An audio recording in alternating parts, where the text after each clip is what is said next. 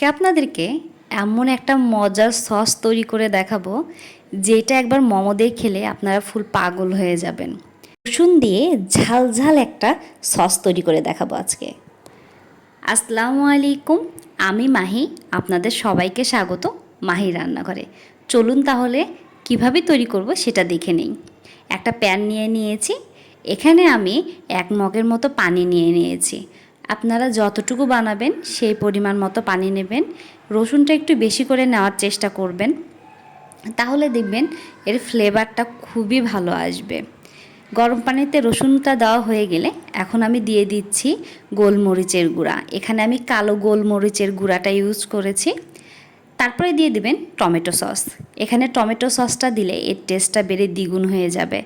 সাথে দিয়ে দিবেন সয়া সস। সয়া সস দিলে লবণটা আপনি দিতেও পারেন, আবার নাও দিতে পারেন, সেটা আপনি চেক করে দেখবেন। এখানে আমি ডার্ক সয়া সস ইউজ করেছি, আপনারা চাইলে সয়া সসের পরিমাণটা কমিয়ে দিতে পারেন। এখানে আমি আগেই অ্যাড করেছিলাম ভিনেগার আর চিলি ফ্লেক্স। এখন এই সসটা ঘন করার জন্য কর্নফ্লাওয়ার মিক্স করতে হবে।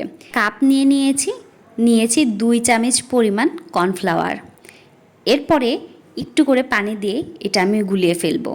এটা ভালোভাবে মিশিয়ে নিতে হবে যেন এটা দলা পেকে না থাকে। এটা মেশানো হয়ে গেলে এখন মিশ্রণটা সসের ভেতরে মিক্স করে ফেলবো। এটা মিক্স করে আমরা এখন অনেকক্ষণ ধরে এটা মেশানোর চেষ্টা করব। কর্নফ্লাওয়ারটা দিলে ধীরে ধীরে সসটা অনেকটা থিক হয়ে আসবে, আর এটা ঘন হলে খেতেও অনেকটা মজা লাগবে। যারা এই চিলি সসটা বাসায় তৈরি করে দেখেছেন তারা জানেন যে এর টেস্ট কতটা বেশি।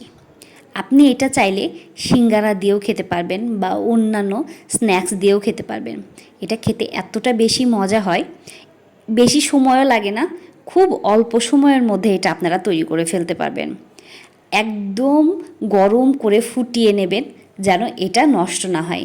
এর মধ্যে ভিনেগারটা অবশ্যই দেওয়ার চেষ্টা করবেন, কারণ ভিনেগারটা দিলে এই সসটা অনেক দিন পর্যন্ত আপনার ফ্রিজে রেখে দিতে পারবেন, সহজে নষ্ট হবে না। আর চাইলেই তো আমরা হুটহাট করে কিছু বানিয়ে আবার ফেলে দিতে পারি না, যার জন্য চেষ্টা করবেন এটা যেন নষ্ট না হয় সেটা করার। এটা আমাদের তৈরি করা প্রায় শেষ। এখন আমি একটা জারে ঢেলে নিব।